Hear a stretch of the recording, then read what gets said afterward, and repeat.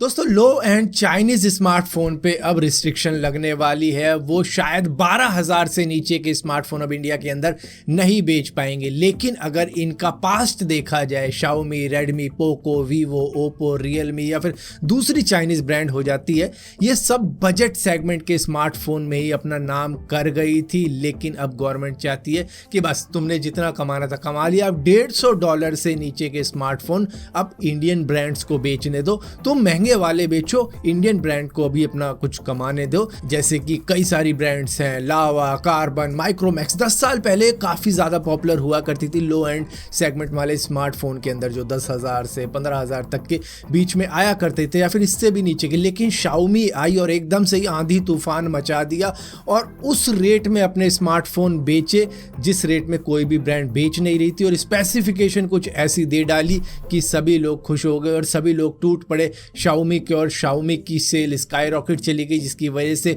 Micromax, carbon, लावा और Indian brands के जो स्मार्टफोन थे वो टिक नहीं पाए, वो सर्वाइव नहीं कर पाए। यहाँ तक कि सैमसंग भी सर्वाइव नहीं कर पाया था लो एंड बजट सेगमेंट के अंदर। और सैमसंग ने तो मना ही कर दिया कि अब मैं लो एंड बेचूंगा ही नहीं इंडिया के अंदर, बिकते तो है ही नहीं पहली बात तो। अब अगर आपको याद हो, शाओमी की जो नोट सीरीज थी जो 10 से 15,000 के बीच में थी, उसका तो किसी ने तोड़ ही नहीं निकाल पाया। उसने ऐसा राज किया है और अब तक राज कर ही रही है। मतलब बहुत सी ब्रांड आई, बहुत सी ब्रांड गई, लेकिन शाओमी की नोट सीरीज वहीं की वहीं टिकी हुई है। हालांकि अब प्राइस इंक्रीज हो चुका है और भी मॉडल आ चुके हैं, लेकिन जो इनकी 1, 2, 3, 4, 5, 6 निकली थी नोट सीरीज, उन सभी ने धूम मचाई थी। लोग इंतजार करते थे कि कब आ रही है नोट सीरीज। लेकिन अब अगर आप देखो तो चाइनीज ऐप्स, चाइनीज गेम्स, उन पे रिस्ट्रिक्शन लग रहा है। अब चाइनीज मैन्युफैक्चरर्स पे भी रिस्ट्रिक्शन लग रहा है। अब ये किस तरीके से रोकेंगे चाइनीज मैन्युफैक्चरर्स को 12,000 से नीचे के स्मार्टफोन बेचने में? खैर अभी तो नहीं लगाया गया, लेकिन आगे लग सकता है। शायद इनको सीधा ही मना कर दिया जाए कि भैया तुम नहीं बेचोगे, या फिर कुछ पॉलिसीज ऐसी ले आई जाएगी कि इनके प्राइस ऑटोमेटिकली ही हाई हो जाएंगे कि भाई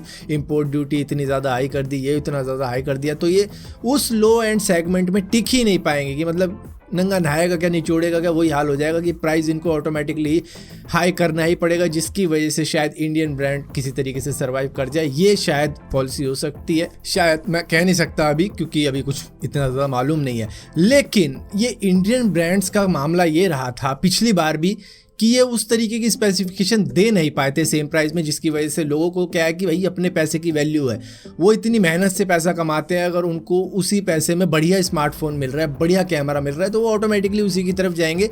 तो इंडियन ब्रांड्स को भी अब ये सोचना होगा कि भैया तुम्हें भी कुछ अच्छा डिलीवर करना होगा। ऐसे नहीं कि भैया गवर्नमेंट ने कह दिया कि अब चलो तुम इस सेगमेंट में राज करो तो तुम करो। ऐसा नहीं होना चाहिए ना। कि मतलब क्या होता था सरकारी स्कूल में जब हम पढ़ा करते थे, तो एक मास्टर साला बहुत मार रहा है हमको, दूसरा बच्चा पिट नहीं रहा, जबकि जवाब उसने भी गलत दिया है। इन द एंड मालूम चला कि वो तो ट्यूशन पढ़ रहा है उस मास्टर के पास में, तो वो उसे क्यों मारेगा, वो तो हम ही मारेगा। अब इन चाइनीज ब्रांड का वही हाल है कि ये वो स्टूडेंट हैं जो क्लास टीचर से ट्यूशन नहीं पढ़ रहे हैं। एक तो टैक्स नहीं भरते ढंग से, टैक्स इन्वेजन में इतना ज़्यादा फंस जाते हैं।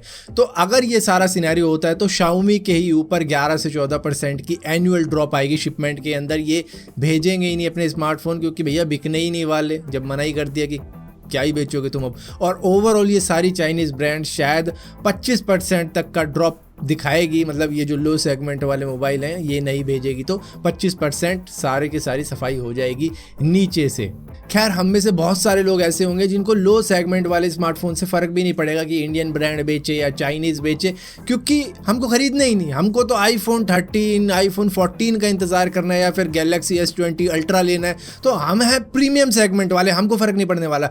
लेकिन एक बार उनका सोच के देखो जिसकी सैलरी ही 15,000 रुपये मंथली होती है, और वो सोच रहा है कि भाई अब मैं अपनी पूरे महीने की सैलरी लगाकर एक बढ़िया सा मोबाइल ले लेता हूँ। लेकिन इंडियन ब्रांड खड़े हो जाते हैं कि भाई ये स्पेसिफिकेशन है। चाइनीज़ ब्रांड को ये देखते हैं कि यार इसका तो कैमरा भी बढ़िया है, इसका चिपसेट भी बढ़िया है, गेम लैग नहीं हो रही इसमें, इधर लैग हो रही है, ये हो रही है, वो हो रही है। तो पंगा सारा यहाँ पे आके अटक जाता है, जिसकी वजह से फिर सफ़र यूज़र को होना पड़ जाएगा अगर अच्छी चीज़ नहीं मिलती। क्योंकि देखो अगर इंडियन ब्रांड वही काम करती है कि कंपोनेंट चाइना से मंगवा लेती है और उसके बाद में असेंबल यहाँ करती है, तो फिर किस बात का फ़ायदा, मतलब फिर किस बात की मेड इन इंडिया। सारी अंतड़िया पंतड़िया तो तुमने चाइना से इंपोर्ट करवा ली और बना के मेड इन इंडिया का ठप्पा लगा के भेज दिया कि हेलो भाई मेड इन इंडिया। पहले भी ये इसी तरीके से तो करते थे, जिसकी वजह से चाइनीज़ ब्रांड जीती यहाँ पर।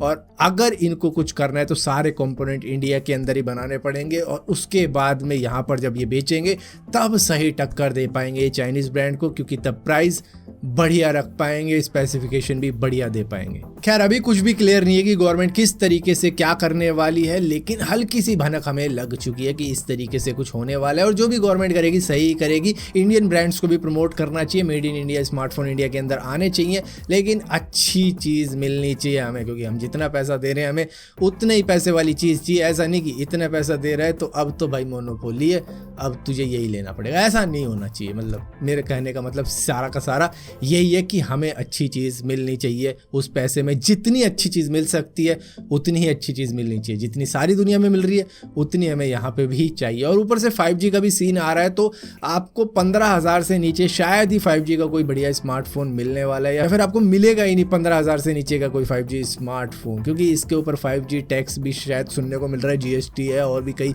सारी चीज़ें, जिसकी वजह से भाई 5G का स्मार्टफोन लोगे तो 15,000 से ऊपर ही पैसे खर्च करने पड़ेंगे। लो सेगमेंट के अंदर अभी तो नहीं है कुछ भी।